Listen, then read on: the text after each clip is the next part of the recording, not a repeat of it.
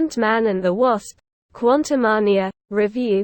Jonathan Majors steals the show in shaky start for MCU's Phase 5. What is this? A Marvel film for ants?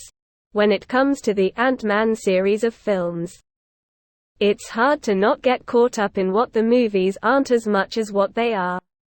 With 2015's Ant-Man, one could see the potential that Edgar Wright brought to the project before leaving the film, and how the final product couldn't quite live up to the possibility of what it could have been. In 2018's Ant-Man and the Wasp, a film that promised an exploration of the fascinating and strange quantum realm, we were graced with very little of the actual mysterious area. The Ant-Man movies also sparingly used the compelling technology the story is based around, often saving the big guns for climactic battles and the occasional gag.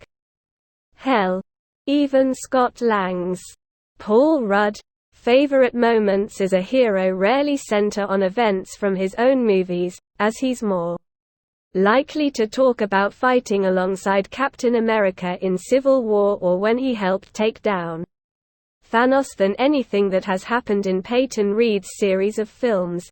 For a while, Ant-Man and the Wasp: Quantumania finally feels like the realization of Scott Lang's possibilities, as the third film in this series finally embraces the weirdness, the crazy tech, and the family bonds that gave those first two films promise.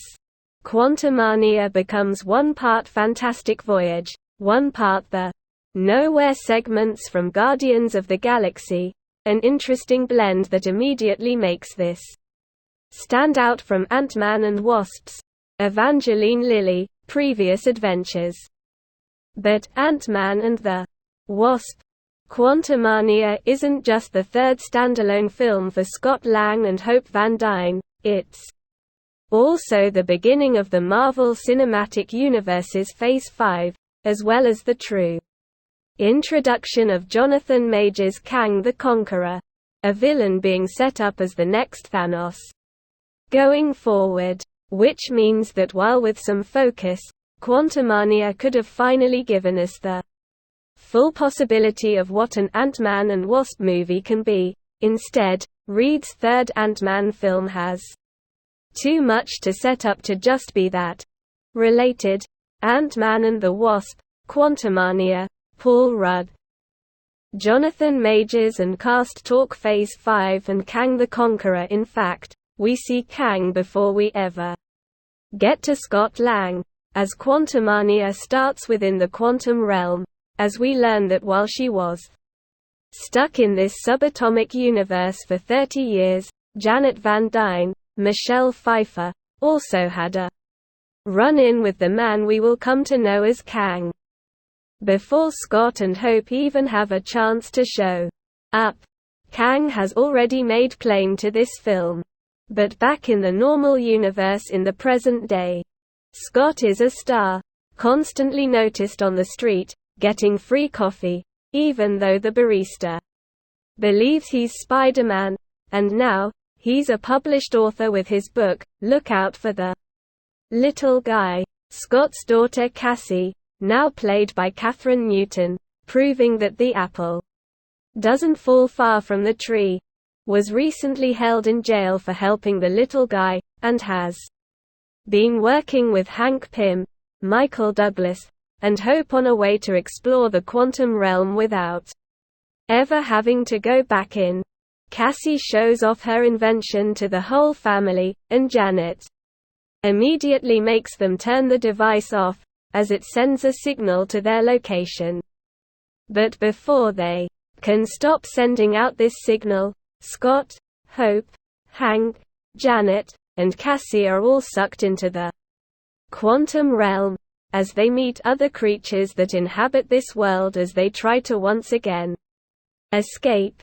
The Ant-Man films have never fully incorporated the insane science of the Pym particle into the films, as we're usually only given a taste of the possibilities. Sure, we might get a fight, on a Thomas the Tank Engine track, or see a Hello Kitty Pez dispenser blown up to absurd proportions, but this is just the tip of the iceberg. Ant-Man and the Wasp: Quantumania goes all in with how odd this world truly can be. The quantum realm is a land that deserves further exploration, as we almost immediately meet a solid group of new characters, including the telepathic Quaz, William Jackson Harper, the freedom fighter Gentora, Katie O'Brien, and a giant vat of goo obsessed with holes, voiced by David Dastmalchian, the closest we get to any of Scott's friends coming back. Sorry Michael Peña and T.I. fans. Just a few minutes in the quantum realm and we see this is far more interesting than anything in the previous two Ant-Man films. Quantumania also does a good job at really honing in on the things that worked in the first two films and expanding them. For example, the tech is used throughout here in fun ways. We even get the return of Corey Stoll's Darren Cross, who now plays MODOK, with a giant head that never stops being unnervingly creepy. Most of the Ant-Man powers are still relegated to Scott, Hope, and now Cassie shrinking down small, punching someone, then getting big again, but at least this world finally sees the prospects this world has. But throwing a wrench into all this, for good and for bad, is Majors as Kang the Conqueror. Majors makes for an excellent villain, who brings nuance and subtlety to his character. Especially in the flashback moments with Janet, we see Kang as a character buried by the weight of knowing everything that can and will happen in all of time.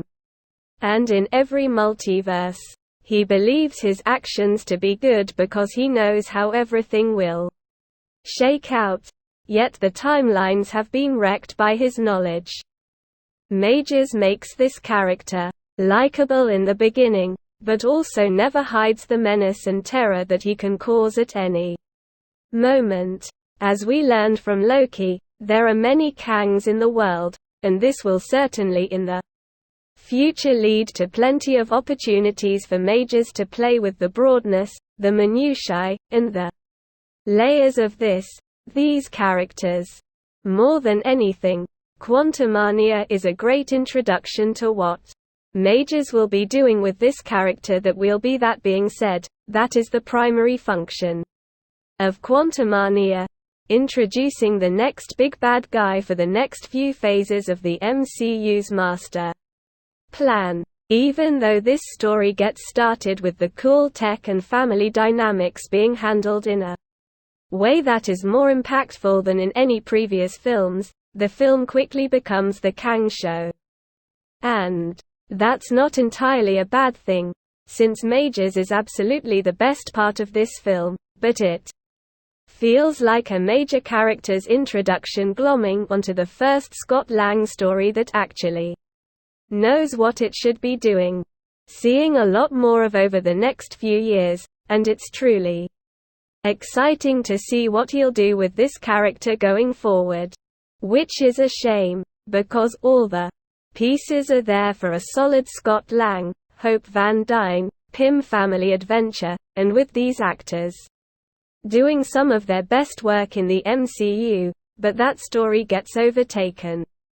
While Scott has always been motivated by his daughter, here, Cassie and Scott's bond is at the forefront, leading to some sweet exchanges and moments that make Ant-Man feel like more of a hero than a bit of a joke. There could also be just an entire film with Douglas and Pfeiffer, who are both excellent here. By allowing Douglas to embrace the strange Pym tech, we get some hilarious moments about his love of ants, and Pfeiffer finally gets to spend some time in the spotlight in this universe, especially when we flash back to her time in the quantum realm.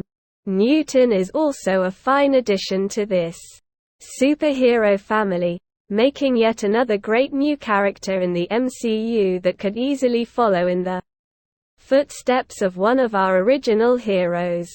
And Lily, well, she still feels lost in this series. Especially considering the lack of chemistry between her and Rudd. But the tools are here to make a great Ant-Man film, but the larger MCU and the setup for the future gets in the way. Reed and the film's writer, Jeff Loveness, clearly think they can have it all, but it rarely feels like these two stories come together in an effective and powerful way. For what it's worth, as the setup for where this universe is going, Quantumania is largely a success, as it's hard to walk away from this and not focus primarily on what Majors is doing. But it's easy to forget that this wasn't his story, that this was supposed to be about Scott, his family, and his loved ones.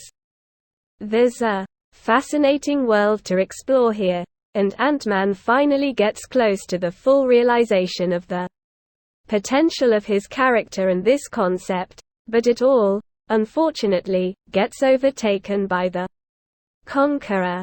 Quantumania is a promising, but shaky start for Phase 5 of the Marvel Cinematic Universe. It's just a shame it comes at the sake of the little guy. Rating B. Ant-Man and the Wasp. Quantumania comes to theaters on February 16.